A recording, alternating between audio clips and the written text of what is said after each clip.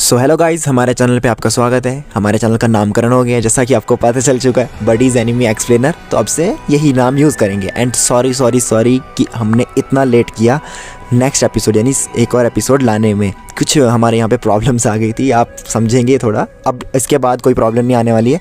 ये doctor stone की जो हमारी सीरीज़ है, इसको हम कंटिन्यू करने वाले हैं। बट प्लीज़ सॉरी, मेरी गलती थी कि मैंने कुछ गलतियां करती थी, जिसकी वजह से इतना देर हो गया। अदरवाइज़ अब ये सीरीज़ जो है पेंडिंग में नहीं रहने वाली, अब इसको हम कंटिन्यू करने वाले।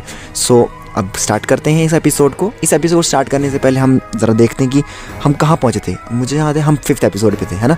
5 एपिसोड हो चुके थे हमारे, जिसमें हमने डॉक्टर स्टोन की कुछ स्टोरीज़ को अभी तक कंटिन्यू किया था। एंड देखा था कि लास्ट में डॉक्टर स्टोन हमारे जो है मर चुके थे, यानी टपक गए थे। क्यों टपके थे? क्योंकि हमारा जो विलन था, जिसको विलन जैसा हमने इंट्रोड्यूस करवाया, विलन ही है वैसे भी वो, सुकासा, जिसने डॉक्टर स्टोन को मारा है। एंड उसके बाद हमने देखा कि डॉक्टर स्टोन की पास्ट लाइफ कैसी थी एंड क्या क्या सिचुएशंस हुई एंड वो मरा कैसे। एंड उसके बाद अब क्या होगा जानते हैं। यहाँ तक हमारा 5th एपिसोड का समरी थी। ओके, सो हमारे 6th एपिसोड में जाने से पहले हम अपने 5th एपिसोड की थोड़ी एंडिंग के बारे में बात कर लेते हैं। 5th एपिसोड की एंडिंग में हमने देखा था कि डॉक्टर स्टोन को कैसे हमारा जो विलन है सुकासा, उसने मारा था। सो एंड जब उसने मारा था एंड उसके दोस्त जो बहुत दुखी थे वो उसको लेके जा रहे थे, और उनको पता चलता है कि जो सेनकू है उसको एक आदत नहीं थी। कौन सी आदत? वो अपने गर्दन को झटकाने की उसकी आदत नहीं थी। यानी वो सोचते हैं कि सुकासा ने इसको इसी जगह पे मारा, यानी कुछ होगा। एंड देखते हैं वहाँ पे पत्थर है और उन्हें पता चलता है कि सेनकू ने जो भी सोचा था सोच समझ के किया था उसने। उस टाइम पे वो पागल नहीं था कि अपनी जान को खतरे में डालेगा। एंड वो उस टाइम पे फिगर आउट कर लेते हैं कि जो रिवाइवल फ्लूइड है, जो वो किसी भी पेट्रीफाइड एरिया में, यानी जहाँ पे पत्थर है उधर डाले तो वो उधर जितनी भी अगर कोई चोट हो या कोई हार्म हो या कोई भी डिजीज़ हो, वो उसको ठीक कर सकते हैं। एंड वो जानते थे कि सेनकू सोच समझ के किया। एंड जब वो उधर डालते हैं, हम देखते हैं कि सेनकू की बैक लाइफ हमारे सामने फ्लैश होने लग जाती है कि कैसे वो बचपन में साइंस की तरफ इतना ज़्यादा डेडिकेटेड था, इतना साइंस को ज़्यादा एडोर करता था, साइंस के पीछे पागल था वो, सीधे कह सकते हैं। एंड वो साइंस को कैसे अपने ज़्यादा मतलब खून में हो बहुत पाता था। एंड वो कितने सारे एक्सपेरिमेंट्स किए अपने फ्रेंड्स के साथ, एंड वो सब हम देखते हैं। तो ये था हमारे 5th एपिसोड में। अब हम आते हैं हमारे 6th एपिसोड में। तो हम 6th एपिसोड में हमारे देखते हैं कि सीधा सेनकू जो है अभी वो पेट्रीफाइड जो था उससे डीपेट्रीफाइड हो चुका है। एंड वो वापस से साइंस की मदद से सिविलाइजेशन को लाने की कोशिश कर रहा है। बट ऐसा हम जानते हैं, उधर कुछ एक फ़नी सीन भी होता है कि वही सिखाया जाता है कि सेनकू कैसे बिल्कुल ताकतवर नहीं है एंड वो जो हैवी काम है उनको करने में कैसे थक रहा है। एंड वो कोशिश कर रहा है कि अब वो कैसे डीपेट्रीफाइड करे लोगों को, कैसे वो इन सारे राज को जाने। तो उसके लिए वो सबसे पहले अपने दोस्त को ढूंढने की कोशिश करता है, क्योंकि ब्रेन तो उसके पास है बट उसको ब्रॉल भी चाहिए, यानी उसको ताकत भी चाहिए। ताकत के लिए उसको एक ही बंदा दिमाग में आता है, हम जानते हैं ताइजू, मेरा फेवरेट कैरेक्टर भी है वो। तो ताइजू को ढूंढने की कोशिश करता है एंड वो पूरा अंदाज़ा लगाता है कि पेट्रीफाइड हो रहे थे तो ताइजू किस जगह पे था। एंड उसने ढूंढा ताइजू को और उसको मिल जाता है एक जगह, वो दबा हुआ था धरती पे। उसको खोदा, बोलता है कि तुम्हारा चेहरा मुझे देखने का मतलब बहुत ज़्यादा ऐसा, जो उसका ताइजू का चेहरा है ना वो एक तो फ़नी वे में है, आप देखोगे। एंड वो बोलता है कि तुम्हारा चेहरा जो था मुझे देखना तो नहीं था, लेकिन अब 3700 ईयर्स बहुत ज़्यादा टाइम होता, तो अब देखने की आदत पड़ गई। एंड वो ताइजू को जब निकालता है एंड उसको ऊपर पोक करता है एंड बोलता है उठो, तुम क्या पेट्रीफाइड होके बैठे हो, उठ जाओ। तो ऐसा मतलब उसको ऊपर पोक करता है एज अ फनी वे में। एंड उस टाइम पे वो बोलता है कि आखिर इंसान जो है वो पेट्रीफाइड हुए कैसे।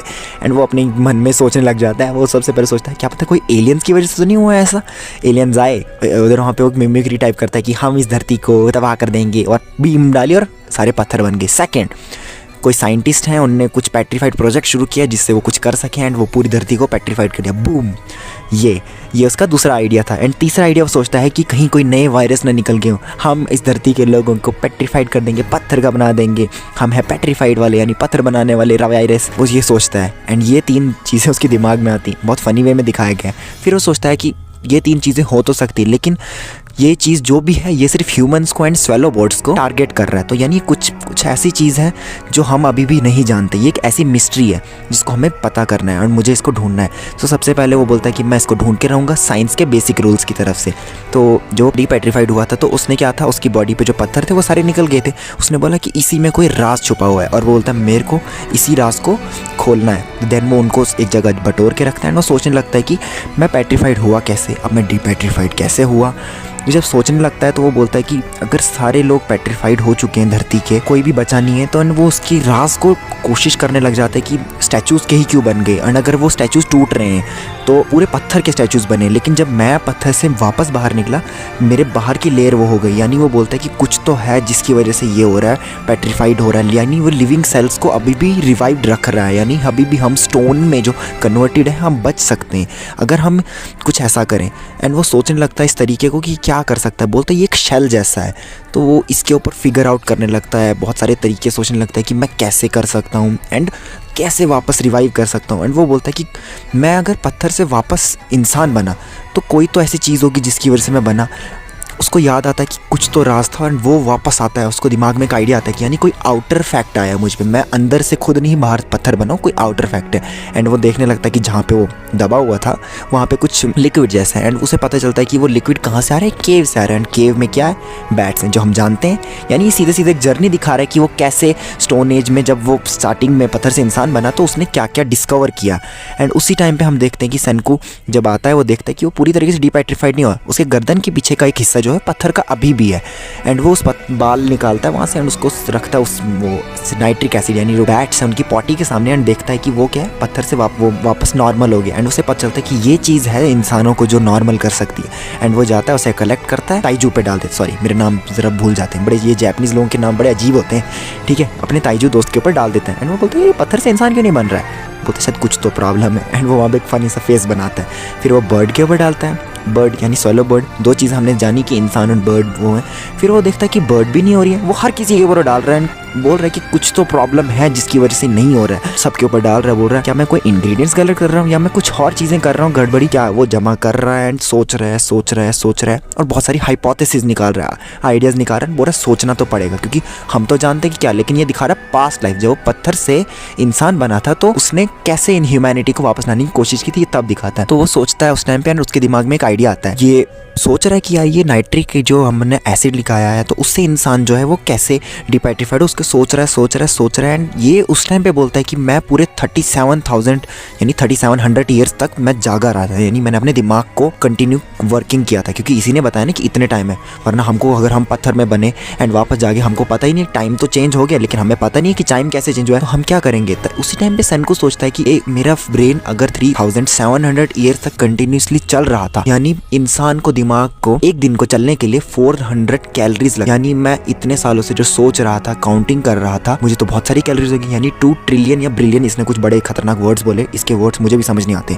तो आपको मैं जितना हो सके इजी समझाने की कोशिश कर रहा हूँ। इसने बोला कि इतने सालों में मैंने इतनी एनर्जी जो इतनी कैलोरीज मैंने बर्न की है, यानी मैं ब्रेन यूज कर रहा था। एंड उस टाइम में बोलता है कि मैं आपको एक चीज़ बोलता हूँ कि साइंस में कहा गया कि energy can neither be created nor be destroyed but it can be transferred, यानी एक एनर्जी है जो डिस्ट्रॉयड नहीं हो सकती ना वो क्रिएट हो सकती है, हाँ वो ट्रांसफर हो सकती है, यानी कैलोरीज वो एक एनर्जी है, वो एनर्जी आ कहाँ से रही है। एंड उस टाइम पे इसको याद आता है कि जो हमारे एल्बर्ट आइंस्टाइन थे, बहुत ग्रेट जीनियस साइंटिस्ट थे, उनने कहा है E=mc², वही एनर्जी वाला फंडा उनने कहा है कि, तो ये बोल रहा है कि अगर मैं पेट्रीफाइड था तो मेरे पास जो दिमाग में सोचने की शक्ति है, कैलोरीज आ कहाँ से रही थी, ये इसका मेन क्वेश्चन है।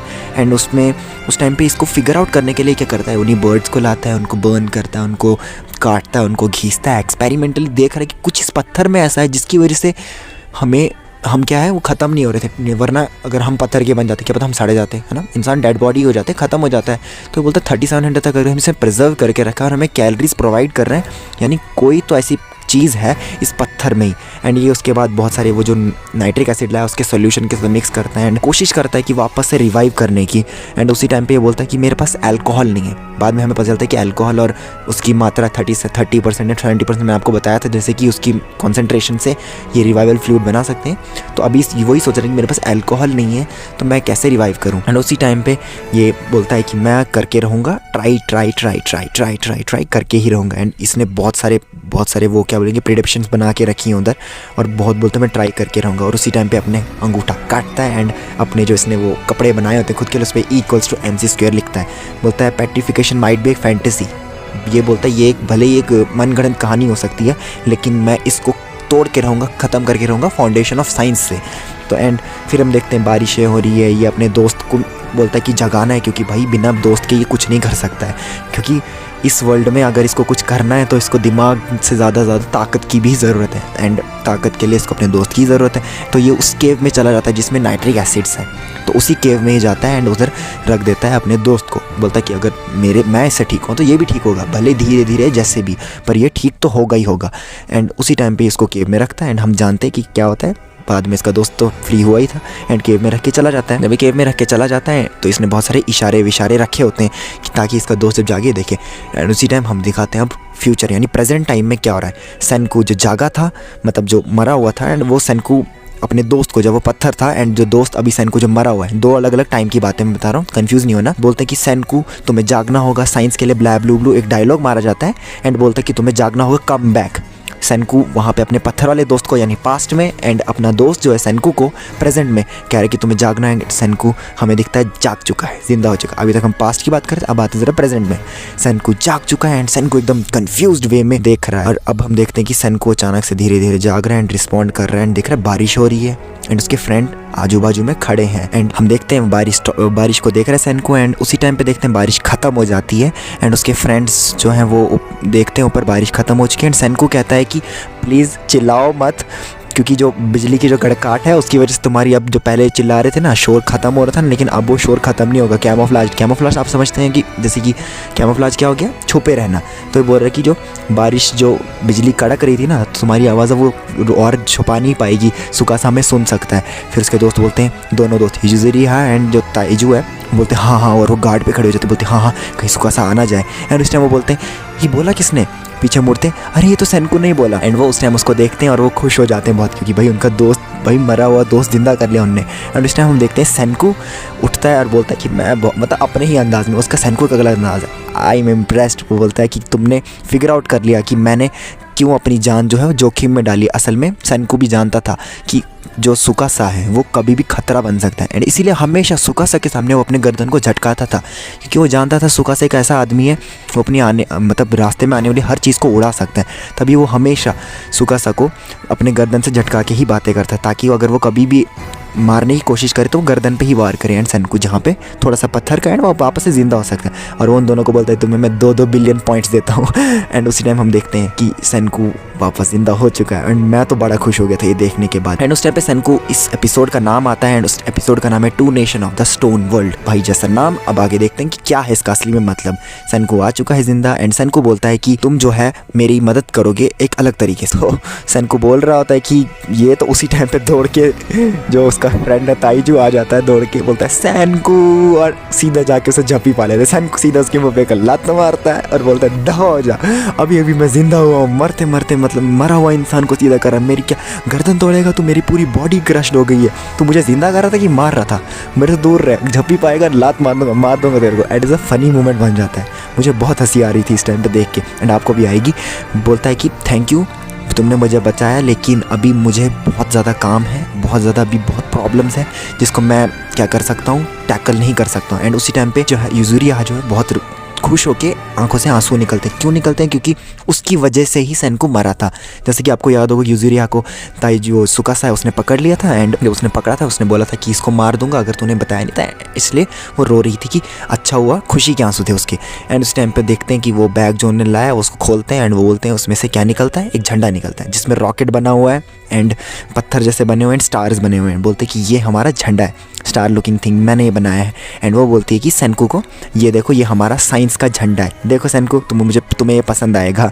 एंड वो सेनकू को क्या देती है, वो दे देती है। उस टाइम पे फनी मोमेंट एक बनता है, एंड वो सेनकू को सीधा वो लटका देती है उस पर, जैसे मतलब जीसस क्राइस्ट को लटकाया था, हाथ खोल के नहीं।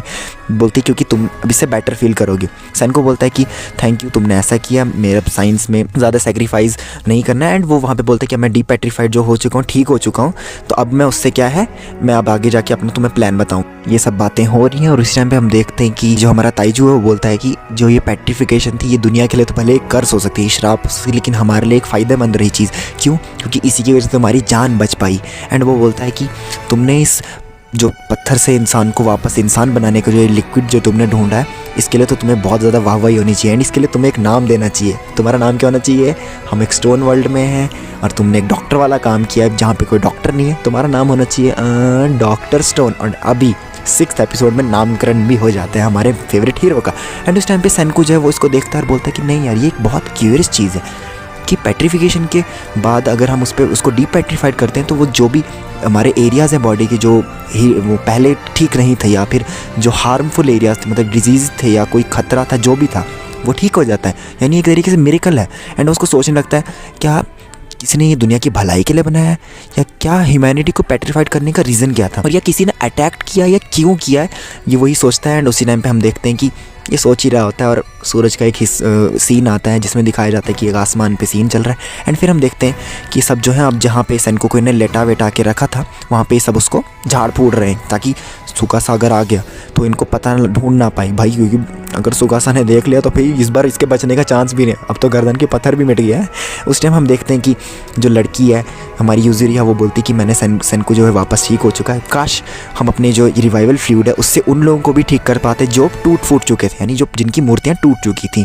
एंड उसी टाइम पे ये तो मतलब एक मुर्दार लोग ही हो गए ना, तो जो सेनकू है वो बोलता है कि क्या पता हमें इनको रीजनरेट करने का एक तरीका है हमारे पास। एंड उसी टाइम पे यूजुरिया जो है वो जो मूर्तियाँ टूटी हुई हैं उनके सामने हाथ मतलब बोलते हैं ना वो श्रद्धांजलि टाइप दे रही है। और उस टाइम वो यूजुरिया को बोलता है कि तुम जब हम स्कूल में पढ़ रहे थे उस टाइम पे मैंने देखा तुम्हें क्राफ्ट बहुत पसंद थे, मैं तुम्हें एक मिशन देना चाहता हूँ, क्या तुम करोगी? वो बोलती है हाँ। एंड वो उसके कान के पास जाता है और कुछ बोलता है जिसमें यूजुरिया जो है एकदम शॉक्ड हो जाती है, बोलती क्या? एंड उसकी बड़ी बड़ी आँखें हटती, बोलती क्या मैं कैसे करूँगी? और उसको पसीना निकलना बोलते सेनकू तुम मजाक कर रहे हो ना, तुम मजाक कर रहे हो ना। लेकिन फिर बोलती है नहीं मैं करके रहूँगी, नहीं तुमने अगर कहा है अगर इसका सच में फ़र्क पड़ सकता है तो मैं करके रहूँगी। एंड उस टाइम पीछे ताई जो आता है बोलता है ये, बोलता क्या करने वाले हो, मुझे भी बोलो मैं भी करना चाहता हूँ, क्या सीक्रेट है? एंड वो बोलती है कि सेनकू ने मुझे बोला एंड सेनकू और मेरे बीच में ये सीक्रेट है। और वो बोलता है क्या मेरे तुम्हारे बीच में सीक्रेट्स क्या है? एंड उसी टाइम पे बोलता है मुझे भी बताओ, मुझे भी जानना हो सीक्रेट क्या है, बताओ बताओ बताओ प्लीज़ बताओ। एंड वो यूजुरिया को पकड़ के पूरा हिलाने डुलाने लग जाता है। उस टाइम बोलता है कि बताओ क्या ये सच है, क्या ये असली है, क्या झूठ है, क्या इससे वापस किसी की मौत हो सकती है? एंड उस टाइम पे वो बोलता है कि नहीं इससे किसी की मौत नहीं होगी। तो जो सीक्रेट सेनकू ने उसको बोला है, ताइजू बोलता है कि मुझे बता ताकि तू खतरे में ना आ जाए, सेनकू खतरे में जाए। सेनकू बोलता है कि ना कोई प्रॉब्लम नहीं है, कोई डरने की बात नहीं है। क्यों? क्योंकि सुकासा की जो ये छोटी सी ये बकवास जो हरकत की थी उसकी वजह से सुकासा को लगता है कि मैं आफ्टर लाइफ पहुँच चुका हूँ, यानी मैं मर चुका हूँ। एंड यही हमारे लिए एक फ़ायदेमंद चीज़ है क्योंकि हम उसके बारे में जानते भी हैं, हम जानते भी वो रह कहाँ रहा है वर्ल्ड में, लेकिन वो नहीं जानते कि मैं ज़िंदा हूँ। बोलता है तुम दोनों को मुझसे दूर रहना होगा। बोलते क्या? बोलता है सुनो मेरी पूरी बात, तुम दोनों को मुझसे दूर इसलिए रहना होगा ताकि तुम सुकासा के पास जा सको और उसके as a spy, as a जासूस की तरह उसके एम्पायर में घुसो, उसके पूरे राज्य में घुसो और मेरे लिए जासूसी करो। और जो यूजुरिया मेरी बात सुनो, तुम्हें जो मैंने एक वो टास्क दिया वो भी पूरा कर सको। बोलता है क्योंकि अगर तुम उसके अंडर रहोगे और सुकासा अगर नहीं जानता मैं ज़िंदा हूँ तो वो मेरे बारे में जो है सोचेगा नहीं और मेरे को रोकने की कोशिश भी नहीं करेगा, जिससे हमें बहुत ज़्यादा फ़ायदा हो सकता है और वो मेरे जो भी साइंस के काम है उसमें आड़े नहीं आएगा। तो यूजुरिया और इन दोनों को बोलता है ताइजू को कि तुम जाओ उसको इन्फिल्ट्रेट करो, एंड ताइजू को बोलता है यूजुरिया की प्रोटेक्ट करो, और बोलता है कि तुम चले जाओ, मैं एक अलग से और सिविलाइजेशन बनाऊँगा एंड तुम दोनों उधर जाओ। फिर ये बोलते हैं सेनकू को कि सेनकू सुकासा के पास मिरेकल पावर फ्लूइड भी है एंड सुकासा इतना पावरफुल भी है, हम दो भी उसके साथ मिल जाएंगे भले ही एज अ जासूस, लेकिन वो अपनी एक नई मिलिट्री बनाने वाला है, वो एक दुनिया ने अपनी खड़ा करने वाला है, एक राजा बनने वाला है। तुम उसको रोकोगे कैसे? और वो उन लोगों को डीपेट्रीफाइड करेगा जिन लोगों ने जो लोग बहुत ज़्यादा काबिल हैं, पावरफुल हैं, तो तुम उसे रोकोगे कैसे? सेनकू कहता है बिल्कुल ऑब्वियसली पावर साइंस की मदद से, पर बोलते तुम तो अकेले हो। यहाँ पे हमें एक और चीज़ पता चलती है, सेनकू बोलता है कि मैं अकेला नहीं हूँ। तुम्हें याद होगा कि हमने वो जो जंगल में आग देखी थी, वो आग कहाँ से आई थी? जो हमने गन पाउडर से जब हमने सिग्नल फायर किया था, हमें जंगल से आग दिखी थी, वो कहाँ से आई थी? देन ताइजू बोलता है किसी इंसान ने ही दी होगी। सेनकू बोलता है आंसर सही बोला, ऑब्वियसली किसी एक इंसान ने दी थी। मुझे लगता है यहाँ पे एक सिविलाइजेशन मिस्टीरियस पीपल की है और मैं उनके पास जाऊँगा और उनको साइंस की पावर दिखाऊँगा एंड उनको एक अपने डॉक्टर स्टोन के वर्ल्ड में लाऊँगा एंड साइंस का किंगडम बनाऊंगा ताकि मैं सुकासा को हरा सकूं, उसको बैटल में हरा सकूं। एंड ये जब ये कहता है वो बोलता है कि तुम चले जाओ सुकासा के एम्पायर में एज अ स्पाई। जब ये ऐसे बोलता है वो वहाँ पे बाय बाय करने की बात आ जाती है, बोलता है उसके एलाइज बन जाओ लेकिन रहना मेरे साथ ही। एंड वहाँ पे वो देखते हैं कि सेनकू को जब वो जा रहा है एक डायरेक्शन में एंड सुका ताइजू एंड यूजुरिहा एक अलग डायरेक्शन में जा रही है। थोड़ा सा दुखी वाला माहौल बनता है और इस टाइम हम देखते हैं तो जब सेनकू एंड जो ताइजू एंड जो यूजुरिहा है जब वो अलग हो रहे थे, डिपार्चर हो रहे थे, जब उसने उसको बोला था कि तुम जाओ एज अ स्पाई की तरह काम करो, तो उस टाइम जाते वक्त उसने कहा था कि जो जहाँ पे मैं मरा हूँ एज अ जाके कब्र हो सकती है मेमोरेबल एरिया, बोलते वहाँ पे तुम आते रहना। अब आप ये सोचेंगे कि वो क्यों बोल रहा आते रहना, क्योंकि वो तो मर चुका है। तो मतलब मरा उनकी नज़रों में नहीं, मतलब सुकासा की नज़र में वो मर चुका है, लेकिन इनकी नज़रों में तो ज़िंदा है, तो वहाँ पे आने का एज अ वेस्ट होगा। लेकिन मे बी सेनकू के दिमाग में कोई आइडिया है जिसका वो यूज़ कर सकता है बाद में, तो इसीलिए उसने कहा है इनको कि आते रहना, ताकि अगर कभी भी कोई मेन कोई काम हो या कोई उसको एग्जीक्यूट करना हो तो उनके पास एक वजह हो कि वो आ रहे हैं पहले से, ऐसा नहीं कि अभी ही आए हैं। तो सेनकू ने उनको इसलिए कहा था कि वहाँ पे आते रहना। एंड फिर उसके बाद वो डिपार्चर हो जाते हैं, मतलब ये यहाँ चले जाते हैं, वो वहाँ चला जाता है अपने एक सिविलाइजेशन साइंस की वन बनाने, एंड वो चले जाते हैं स्पाइस की तरह यूज़ अपना रोल उधर अदा करने। जो ताइजू है वो आगे बढ़ ही रहा था, वो दौड़ दौड़ के पीछे आता है, सेनकू को जाते हुए देखता है एंड उसी टाइम पे वो देख के रुक जाता है एंड उसी टाइम पे कहता है सेनकू मैं प्रॉमिस करता हूँ कि मैं अपनी आवाज़ तो अब ज़्यादा उठा नहीं सकता है, लेकिन उस टाइम पे उसको याद आता है कि वो ज़्यादा चीख नहीं मार सकता है। क्यों? क्योंकि जो सुकासा आजू बाजू हो सकता है वो जान लेगा कि सेनकू अगर ज़िंदा है तो ऐसी की तैसी हो जाएगी। तो वो हवा में हाथ लेता है, मुट्ठी बनाता है एंड वो दिखाता है कि एज अ हम साथ हैं, ऐसा मतलब दोस्ती दिखाता है। और उस टाइम पे सेनकू जो गर्दन में उसने वो पट्टा लगाया हुआ था, पट्टा नहीं ऐसा वो क्या लगाया था, झंडा लगाया था, उसको असली झंडे में डंडे में लेता है एंड एज अ झंडे की तरह उसको फ्लैग ऑफ टाइप दिखाता है। उस टाइम हम देखते हैं सुकासा जा रहा है जंगल में एंड उसी टाइम पे जब जा रहा होता है तो अब हम देखते हैं कि सुकासा जो हमारा जो गुंडा है वो पीछे मुड़ता है और बोलता है कि तुम कौन हो, 57 मीटर मेरे से दूर हो, छुपी हुई हो, छुपा हुआ हो या छुपी हुई हो, अभी इसको पता भी नहीं है कौन। बोलते हैं कि मुझे पता है तुम मेरे पिछले 15-10 मिनट से मेरा पीछा कर रहे हो, कौन है? तो देखते हैं एक लड़की निकलती सामने, बड़ी सुंदर सी लड़की है, मुझे भी बड़ी पसंद है वाली कार्टून जैसी, छोड़ो क्या बोल रहा हूँ, ठीक है। लड़की थी एक, तो वो आती फूलों के गुलदस्ते के साथ, उसको सुकासा देखता है एंड देखता है उसकी नीली नीली आँखें, वो भी फिदा हो जाता है जब, और फिदा भी नहीं होता है कि हो जाता है पता नहीं, छोड़ो। तो उसको देख के वो बोलते हैं कि तुम हो कौन, एंड उसके मन में बड़े सारे सवाल आते हैं कि कहीं सेनकू और उसके दोस्तों ने इसको भी रिवाइव तो नहीं किया था, क्योंकि उसको पता नहीं क्या किया, या कोई लड़की खुद से रिवाइव तो नहीं है, ये क्या है। वो खुद सोच ही रहा था तब तक लड़की फूलों को गुस्सा सा फाड़ के चाकू निकालती है एंड उसको मारने की कोशिश करती है। एंड हम जानते हैं जैसे कि सुकासा जो है वो बहुत ज़्यादा पावरफुल है, उसके सामने तो शेर भी नहीं टिके, तो लड़की यह कर लेती। एंड उस टाइम पे लड़की को बोलता है कि तुम हो कौन और चाहे जो भी हो अब तुम सीधा स्ट्रेट हेल जाने वाली हो। फिर लेकिन लड़की भी बड़ी खतरनाक है, लड़ाई अच्छे खासे तरीके से कर रही है, उसको मार रही है, उन दोनों के बीच में एक बहुत ज़बरदस्त गुत्थम गुत्थी चल रही है एंड बैटल जो हो रही है उनके बीच में हो ही रही है। एंड उसी टाइम पे हम देखते हैं कि वो देखता है लड़की बहुत ज़्यादा खतरनाक है, उसको मतलब अच्छे से मात दे रही है। एंड उस टाइम वो बोलता है कि यार ये लड़की जवान होने के बहुत ज़्यादा यंग है, मे भी शायद 15-16 की होगी या फिर 17 की होगी, आई मीन 14-15 की होगी, तो ये इतनी कम उम्र में इतना अच्छा लड़ कैसे रही है। एंड उस टाइम पे लड़की बोलती कि मैंने सब देखा, बोलती असल में वो सोच रहा था कि मुझे मार क्यों रहे, क्या उनको मैंने जो हराया इसीलिए, या क्यों मुझे मार रही है। एंड उसी टाइम पे हम देखते हैं कि लड़की बोलती है मैंने सब देखा और सब सुना भी, कि कैसे तुमने उस लड़की यानी यूजुरिहा को बंदी बना के सेनकू को मारा, मतलब वो सारा सीन इसने देखा था छुप छुप के।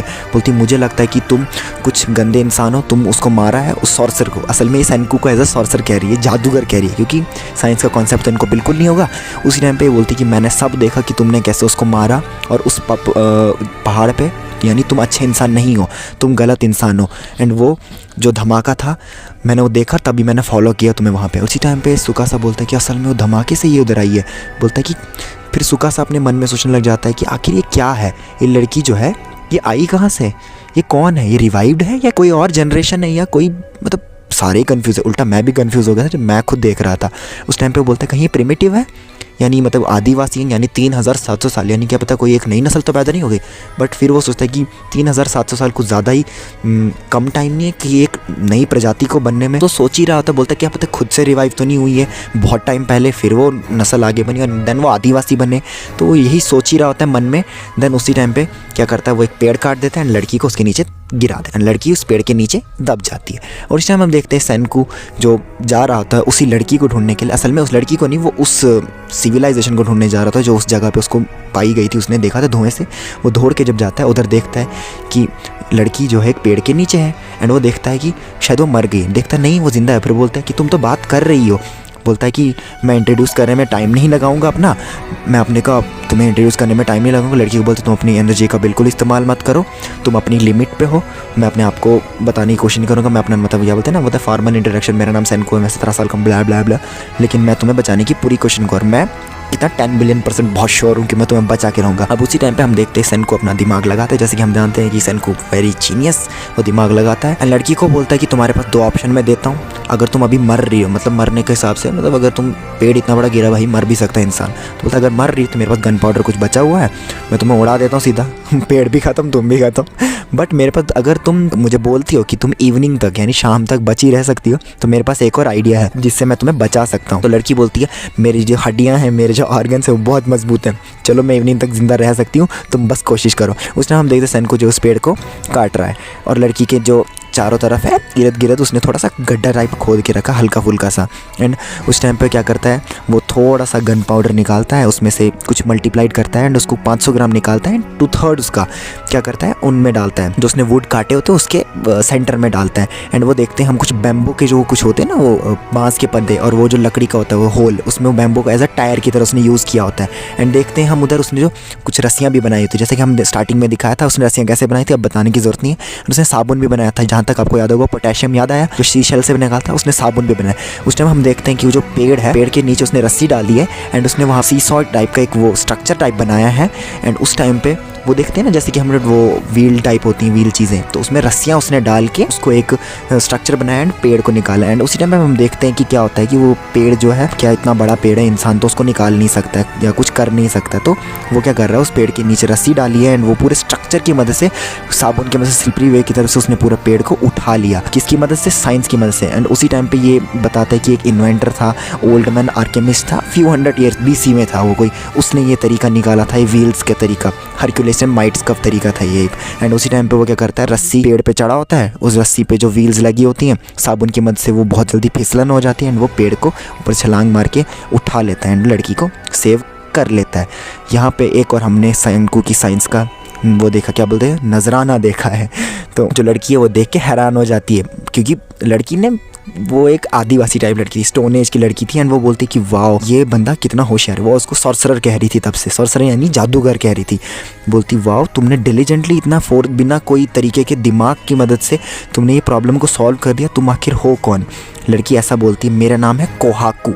हमें अब अपनी कहानी में एक नई कैरेक्टर का इन्वॉल्वमेंट दिख रहा है एंड वो बोलती है आपसे मिलके अच्छा लगा। एंड यहीं पे हमारा 6th एपिसोड ख़त्म होता है। आई होप आपको हमारा ये एपिसोड अच्छा लगा हो और हम आपके अब रुकेंगे नहीं, अब हम हमारा एपिसोड लाने वाले हैं, सो थोड़ा सा वेट करिएगा एंड हम आपके लिए और एपिसोड लाते रहेंगे। और हाँ, हम आपके लिए और भी सीरीज़ लाएंगे, ज़रूरी नहीं है हम डॉक्टर स्टोन इसी तक कंटिन्यू करेंगे, हम आपके लिए 2-3 सीरीज़ और लाएंगे, ठीक है? तो तब के लिए okay, bye bye, tata, love you, bye.